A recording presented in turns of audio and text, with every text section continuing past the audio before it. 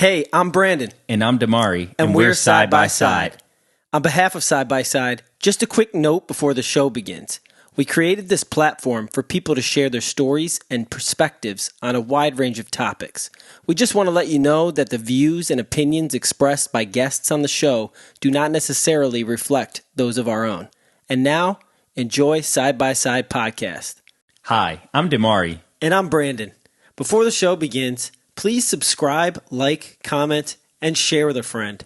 This allows us to increase our visibility on the platforms where you listen and watch so we can continue to bring you quality content each week. Help us grow, and we can grow together by enlightening minds one question at a time. And now, back to the show.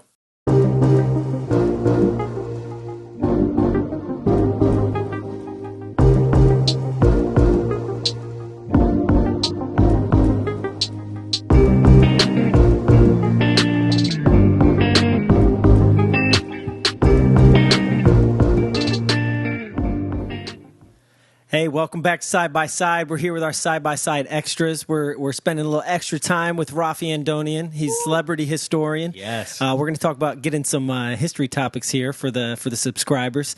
So, Raffi, I want to go back to our call that we had with Cam and talk about a topic. I had asked you this. You had your premiere last weekend for your show. And Where was that? That was at the Harry Truman? The Harry Truman House, at the right? Harry Truman House in Independence, Missouri. Yep. Wow. And so, and on that, you had a Q&A, and I came on and I had asked what your favorite topic or person from history was that personally that you love to read about and study. So can we talk a little bit about that for a minute?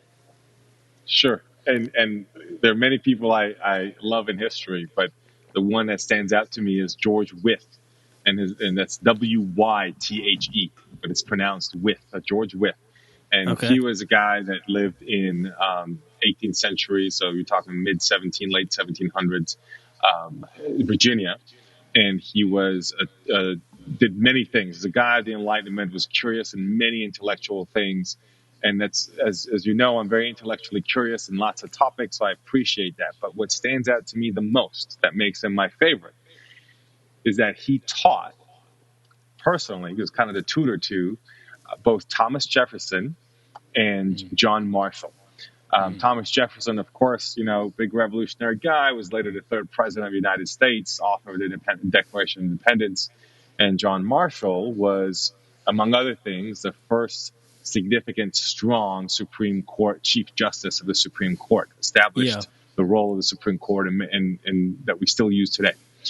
And what's interesting is, while Jefferson was president, John Marshall, they just constantly collided. Different political philosophies, different legal philosophies.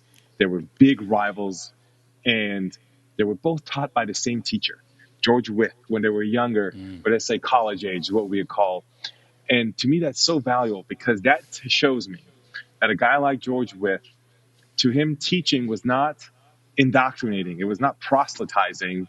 It was teaching them, to give them the tools to be able to think and critically analyze themselves. And they ended up going different directions in the ways that those two students analyzed.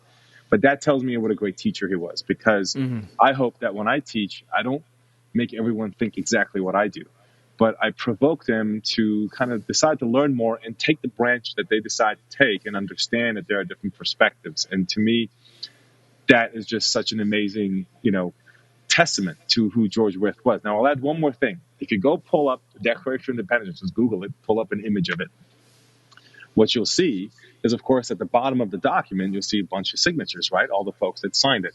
Now, in memory, we were talking about memory at some point, in popular memory, because of paintings that were depicting this sort of fictional event, we think everyone was in the room at the same time and signed the Declaration of Independence. That's not true. What happened is, once the Congress voted on independence, the folks went home. They went home to their home states. I mean, they had farms to get to and things to do. And the committee that stayed behind wrote the Declaration of Independence, put it out. And over the subsequent weeks, in July and August of 1776, the representatives came back to Philadelphia and would sign it as they were back in Philly for business or coming in or whatever the case is. So it was actually signed over several weeks. And when you look at where Virginia signs, you'll see like Thomas Jefferson, other big names there. they left a space open at the top, and it's very obvious if you kind of look at how it's written. And the space they left open at the top was for George Wythe, because they respected him so much from what he had taught and influenced these Virginians, one of whom, of course, was Jefferson himself, who authored the Declaration of Independence. That's how much these guys respected Wythe and his intelligence. And so there's these kind of two nuggets that tell me kind of the kind of person he was. You can actually learn more about him by going to Williamsburg, Virginia. The George Wythe home is still intact and is very much a lot of the original material, down to the original windows and hand railings and the room where he tutored Jefferson and others. And when you're there, what you'll see is a lot of alterations he did to the house to learn more about the world around him. He was kind of an amateur scientist, if you will, also, because he was just so curious about things that happened around him. So I like his intellectual diversity. I like the way that he taught, because he taught people that ended up later becoming major rivals. Were both very brilliant in their own ways. And third, I love his mentorship as captured with the Declaration of Independence story. That's why he's probably my favorite figure in history. That's awesome. I actually, so same time period. I'll stay in the same time period. One of the things that fascinates me about that time period, and I want to know if you know much about it or what your thoughts are on it. But the Culper ring, do you know about this? I don't think so. No, tell me more about it. So it's chronicled in the book. I believe the book's called 1776 by David McCullough. It's like a big, thick book about the whole Revolutionary War. I know the book. Yeah. So they made a series called Turn on AMC about it. But the Culper ring was the original spy ring of the United States that actually helped swing the Revolutionary War. And what was so fascinating is there's just so many nuggets in that whole thing, but the series does a great job. It's obviously fiction to some extent, but sure. What's cool is like they really illustrate the challenge that like George Washington had with leading the army and the country that was kind of like loosely, put together, and how he had all these turncoats around him, these like, people waiting to stab him in the back, almost Caesar-like, where these guys and these generals that he commanded were waiting for the opportunity to either kill him or overthrow him or do all these kind of things to spin the war back towards Fort Britain. And the Culper ring really was the reason why he was able to successfully keep them at bay, but at the same time it just shows the amazing, I know we lionize this guy, but the command that he had in being able to understand that, he needed to lead without kind of, punishing those people and kind of deal with it in a way that was more, tactful and strategic. And it just, that series, specifically the series, but obviously the book is more the historical source of it. But curious what you think about that topic.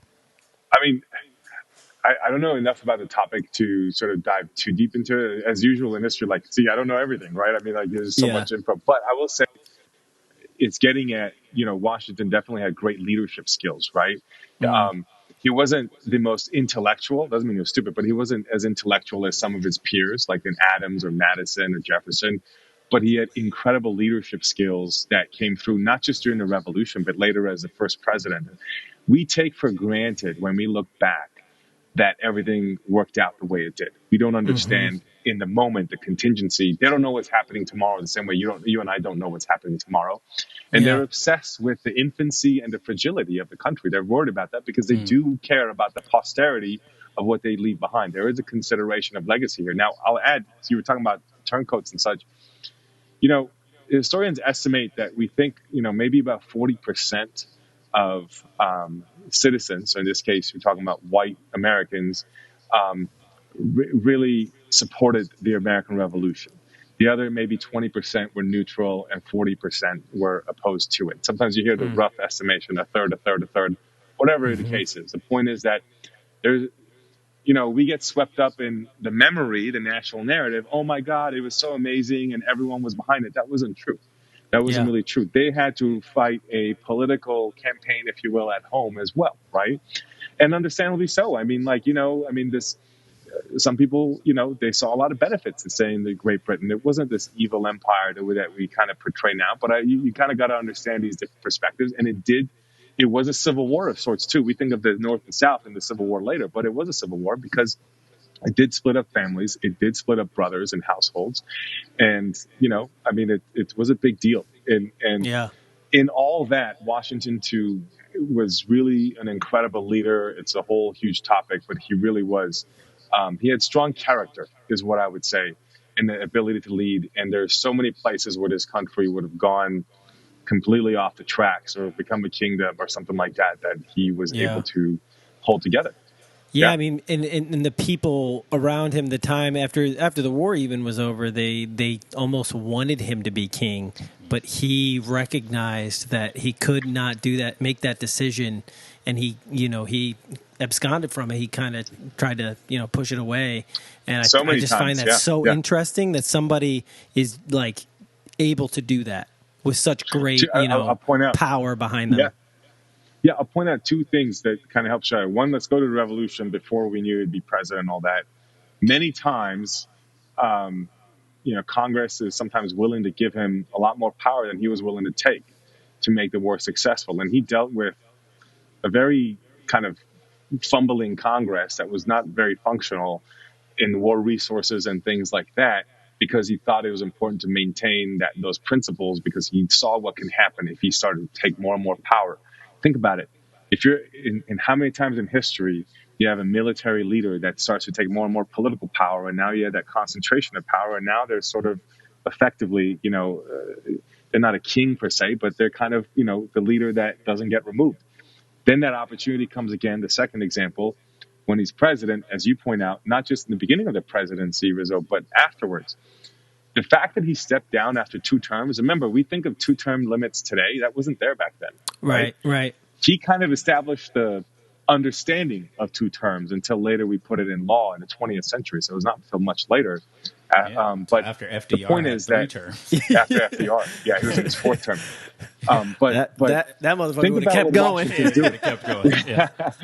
But think about how important that is the first time, because he could have stayed, right? And no, that doesn't make him king, but I mean, think about what Putin did, right? He went, changed the constitution after 2 terms and made it so you can come back, right? And now look at the situation where he's effectively there for life. You've seen that so many times. We see that in many countries. It still happens. That's what could happen there. That's part of the example of the fragility. And he had the opportunity and he chose against it. That's the kind of stuff I mean by character, right? The transition of power that he established is gigantic. And we take that for granted, but it is so different back then for someone to voluntarily give up power and sort of keep going with it when he could have, even though he's not a king, because he can just get reelected and reelected and reelected. Now, of course, he died a few years later, but he didn't know that at the time. And then what, right? So there's so much in the balance in those days, and we take it for granted. We look backward knowing what came next, but they didn't know what comes next. Right. And we have to remember that. And there's a million different pathways that things can go. If it wasn't for the decision of people. Now, I know they were imperfect people, and they're just like any individual. But it doesn't change that they had these particularly strong, positive characteristics as well, along with those other pieces that help pave the way for things that we take for granted today, and we still build upon today to help improve our society. Mm-hmm. Are you a small business owner, young professional, or pre-retiree looking to grow and protect your assets but don't know where to start? With all the noise about stocks, bonds, cryptos, it can be hard to know what steps to take. Let Black Swan Financial Group help you so you can focus on doing what you're good at. Black Swan Financial Group is a telefinancial planning firm operating in select states nationwide. They're here to help you protect, create, and grow your assets.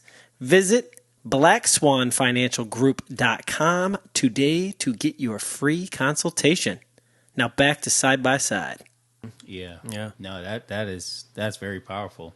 So, one thing that I think about that you said during the conversation with Cam that really struck me is, you were kind of laying out that in academia, they have great research, but they don't necessarily have the tools and the means to, get that information out to the masses in a way that's easily digestible, right? But then, so they pretty much leave it up to Hollywood producers to, create these stories for us, which are fictionalized, kind of what you were getting at with the Culper ring, right? Yeah. So, what's your take on that? Because you're doing something really, you're kind of like the... I don't know. You're kind of like the problem and the solution, or the bridge, if you will, between these two. What's your take on Hollywood kind of taking these stories, at least bringing them to life, but they're fictional? Mm-hmm. Yeah, I mean, I'm mixed because Hollywood is not saying they're doing a historical documentary. They're doing a movie, so it's kind of upon us to not take it as such. You know what I'm saying? And now even a documentary is often problematic because people tend to come into a documentary wanting to prove a certain point. So you can kind of pick and choose what you want for 2 hours, and when it's subject can just take watch 20 a years vegan documentary. Sure. Right. So if your conclusion is already made before you shoot the tape, then so it takes a synthesis of information. No one source is just going to be the be all end all, right? But to your point on movies, they have influence and power, but I also put it on the viewers to sort of say, hey, look, this is not necessarily the be all end all. And maybe, but on the other hand, what the cool thing about movies is they can inspire someone as a kid or something to look more into that topic and to go down a path of learning more. So there is positive in that too. I'll give you and you're right, on the academic side, there is a problem, I believe, in communication. Not every single time, but generally speaking, right? And so they have this great work, but what's the point if you're not out there communicating? And that's part of the reason I like the TV stuff that I do. I try to be the bridge where I can bring hopefully academic quality, information and sort of critical thinking, but with the communication and creativity that I think will connect with the average person as opposed to being sort of, insular. I just want to give a quick example that I think really captures what you're talking about, Dimari. And I experienced this personally. So some of y'all might know Cold Mountain. It was a book that was one of the best-selling books of all time. I think it came out in the 90s or something like that. Yep. It's like published in 80 languages, huge success. Later became a movie in the 2000s, I want to say. Had Nicole Kidman, Yep, won a bunch of Academy Awards. It was a big deal. Later that became an opera. And the opera composer who wrote the music to it was actually a Grammy winner in classical music herself. It was this really star-studded opera. The people in it were from the Met. The world premiere was at the Santa Fe Opera, where I lived, at the time. And I'm into opera. That's opera and hip-hop, my two favorite types of music, right? And I have season tickets. I still have my Santa Fe Opera season tickets, even though I live in St. Louis. I go back and see the season every year. And I participate in the St. Louis Opera. But the point is this. In the run-up to the world premiere, there was this massive attention. I mean, my goodness, this selling out of tickets and all this stuff, media and all this, everything.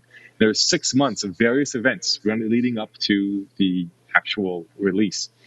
And one of the events was a panel with a couple of major historians, some of the producers, the composer, the Grammy-winning composer, and the author of Cold Mountain himself, It's a big star power. And I'm sitting in that room.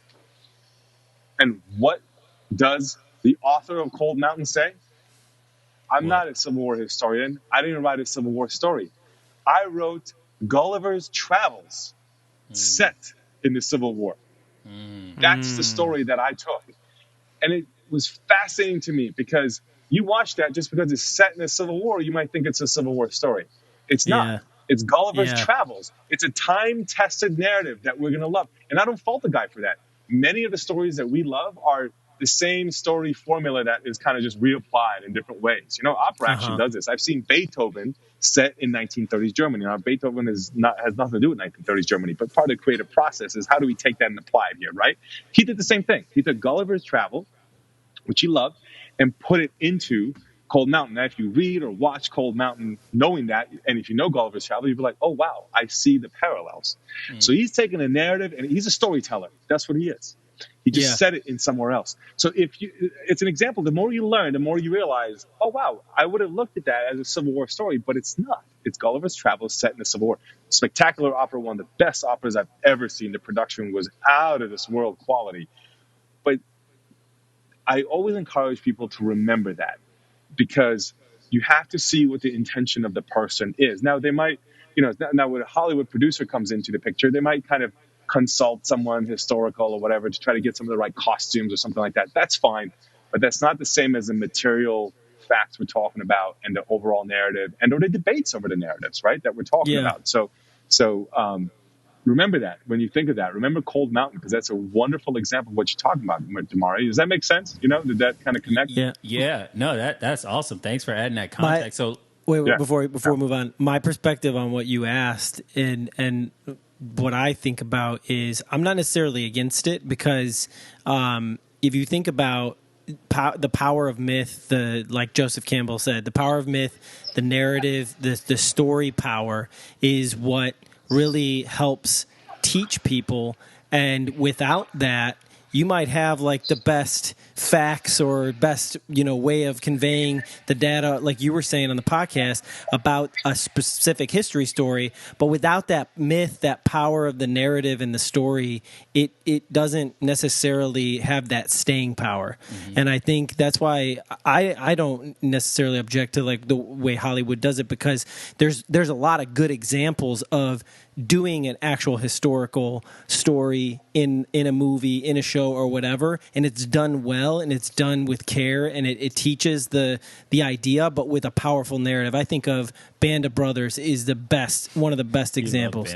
It's because it's amazing. Yeah. I mean, they literally just took the stories from the soldiers that they wrote at post-war. They wrote these stories down, and then they met with the guys and they told the story. But the way they create the characters and tell the story makes it so much more powerful. And because of that show, we have a window into that past which is escaping us, and because it's escaping us, we have all these problems now in the current times that mirror the times back then. And it is that old tome of that cliche of like, history kind of, we just forget because we're a species with amnesia. Graham Hancock always says that. We're a species with amnesia, and I think that's so true because look at where we're at. So Raffi, if you could just tell the people, what are you doing to kind of combat that? Yeah, I mean, well, you can use it in your favor too, right, to combat it. So, Rizzo, you mentioned the power of story when you were talking about that. And on my show, part of the way I hope to bring history alive is through the power of stories of individuals that allows us to add additional insight into the relevance of history, right? So I'm not going to stand up there and say, here's a bunch of facts so-and-so gets wrong. I mean, like, to me, that can be very boring. When I worked at Gettysburg, I did 30 different programs in my time there. The worst thing I could do is stand up there and spew a bunch of information. I've gone to historic sites, me being into history, and been bored before. Because it's just like a laundry list of random facts. Okay, after the first couple, I kind of stopped caring, right? You got to be able to take the research and weave it into a story that's accurate. Now, so I try to take where people are. They like stories. They like characters developed. You mentioned characters developed, Rizzo, in Band of Brothers. That's one of the PowerPoints. I would do that at the battlefield at Gettysburg. I try to do that on my TV show. You know what I mean? And so you can't come in and call someone's baby ugly and say, hey, what you believe is wrong. You got to be able to sort of say, look, there are multiple ways to see this. The kind of the questioning process. You got to handle with care. You use that phrase also, Rizzo, and that's really, really important. Now, like I said, I mean, those have pros and cons. I mean, there's the movie Gettysburg, and there's some other Civil War movies that are based on the book The Killer Angels, which is another huge fictional book that has some elements of truth from Gettysburg, but also has some fictional stuff in there, and it helps shape memory. Is that right or wrong? I mean, the guy's a storyteller. You know what I mean? And I can't remember what his model was for the story, but he has a model he's putting in too. But you know what it did? A lot of people came to the battlefield at Gettysburg because of that book and movie, and as a result started to learn more. So there's some positive from it too. So we do have to also take it upon us, guys, to have a mindset that is inquisitive, to have a mindset that looks beyond what we passively consume, and to ask questions and say, well, was that really like that? Or what if I learned more? Or to at least understand that there's more to the story than whatever was captured in the 2 hours in front of me. You know what I'm saying? Whether it's a documentary or a film or a politician that makes a historical reference that we just say, yeah, that's right. Well, actually, that's probably not right, because I guarantee there's more to the story. And I don't care what side they're on. I'm just saying how stuff is used. You know what I'm saying? And another funny way we do that is in family histories. When I worked at Gettysburg, all the time people would come in and say, great grandma told me my so-and-so uncle or great grandpa or whatever was in, not uncle, but it'd be great great grandpa or something was at Gettysburg. You look up the records and, we have a record of who was there, units, et cetera. And you say, oh no, that guy, left the army before the Battle of Gettysburg happened, or joined the army after the Battle of Gettysburg, or was a unit that was out in Tennessee, not in Pennsylvania, whatever it is. Sometimes people get mad because they would take it personally. And it's not like your ancestors any less at Gettysburg. There were 3 million soldiers that fought in that fought in the Civil War. Not all of them would get Gettysburg. You know what I mean? But in people's memories, when they hear that grandpa said that so-and-so 3 generations, 5 generations ago was 3 generations from grandpa's generation was at the Civil War, they automatically think of Gettysburg because that's the only battle they know. You know what I'm saying? Right. So they assume that, and this narrative builds because of the memory. Right. And then they come in, and sometimes people don't react well when they're confronted otherwise. And it's because they take things personally. And I think that's something in my larger mission I'm trying to accomplish, guys, is people need to try to take things less personally. You know what I mean? It's not personal that a soldier did it this way or that way 150 years ago, but they do, and that prevents learning. That prevents learning. You need to be able to challenge yourself and inquire and not just challenge others, but challenge your own beliefs. I would ask people, when was the last time you read something that you weren't already agreeing with before you went into it? You understand what I'm saying? Love it. Love it. Definitely subscribe to that. And there is quality stuff you can do that way, right? And there's trash on all sides, and there's good quality stuff on all sides. Find a way to decipher quality from non-quality, which is not the same thing as quality agrees with me and not quality disagrees with me. You know what I'm saying? And you have to challenge yourself. And truth is usually some kind of synthesis of these different pieces, and it has these nuances. And so and I'm not saying don't believe what you do, but at least understand that someone else may understand it differently. I think that's what you arrive to, and we hate each other less as a result. Absolutely love that. Yeah, facts don't equal truth, right? We can talk to you forever because you're just a wealth of information, man. Celebrity historian Raffi Andonian, where can the people find you, man? Check out celebrityhistorian.com. Go there and you'll get linked to all my projects related to this. Awesome. Well, thank you for watching the Side-by-Side Extras with Brandon Rizzo, Dimari Swanagain, and Raffi Andonian. Until next time, see ya.